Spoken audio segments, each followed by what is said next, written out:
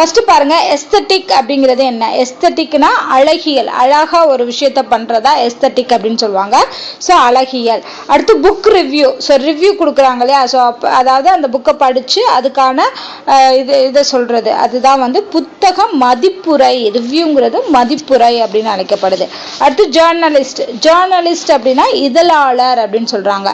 So ஜேர்னலிஸ்ட்ங்கிறது இதழாளர்.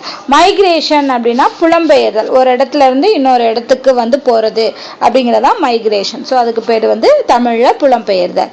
அடுத்து art critic அப்படின்னு சொல்றாங்க. கிரிட்டிக்னா என்னன்னா விமர்சனம் பண்றது, அதான் கிரிட்டிக் அப்படின்னு சொல்லுவாங்க. ஆர்ட் கிரிட்டிக் அப்படின்னா கலை விமர்சகர் அப்படிங்கிறதா வந்து ஆர்ட் கிரிட்டிக் அப்படின்னு வரும். அடுத்து பிலாசபர். பிலாசபி பேசுறா அப்படின்னு சொல்லுவாங்க இல்லையா? பிலாசபர் அப்படிங்கிறவங்க வந்து மெய்யியலாளர். ஸோ மெய்யியலாளர் அப்படிங்கிறவர் தான் வந்து பிலாசபர் என்று அழைக்கப்படுறாங்க. ஸோ இது வந்து ஃபர்ஸ்ட் எல்ல. அடுத்து செகண்ட் எல்ல கொடுத்துருக்க கலைச்சொற்கள் பார்க்கலாம். Organic farming. ஆர்கானிக்னால இயற்கை முறையில செய்யக்கூடியது. ஸோ அப்போ ஆர்கானிக் ஃபார்மிங்னா இயற்கை வேளாண்மை என்பதுதான்.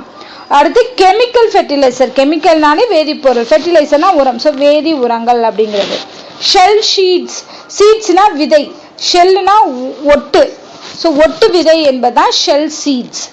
அடுத்து தொழு உரம். தொழு உரம்னு சொல்றோம் இல்லையா? அதுக்கு பேரு ஃபார்ம்யார்ட் மேனுவர் அப்படின்னு சொல்றாங்க. ஃபார்ம்யார்ட் மேனுவர்ங்கிறது தொழு உரம். மதிப்பு கூட்டு பொருள், வேல்யூ ஆடட் ப்ராடக்ட் அப்படின்னு சொல்லுவாங்க. அதாவது என்னன்னா, ஒரு சாதாரணமாக கிடைக்கக்கூடிய ஒரு பொருளை வேற ஒரு விதமாக உருவாக்கி அதை வந்து அதிக விலைக்கு கொடுக்கறது தான் வந்து வேல்யூ ஆடட் ப்ராடக்ட்னு சொல்லுவாங்க, மதிப்பு கூட்டு பொருள். அடுத்து ரூட் நோட்ஸ் அப்படின்னு சொல்லுவாங்க. ரூட்னா வேறு, நோட்ஸ்னா முடிச்சுக்கள். ஸோ வேர் முடிச்சுக்கள் என்பதா ரூட் நோட்ஸ். வந்து பாத்தீங்கன்னா வீவர் பேர்ட். வீவர்னா தூக்கணாங்குருவி அப்படின்னு சொல்றாங்க. வீவர் பேர்ட்னா தூக்கணாங்குருவி. அடுத்து அறுவடை செய்வது ஹார்வெஸ்டிங். அறுவடை என்பது ஹார்வெஸ்டிங்.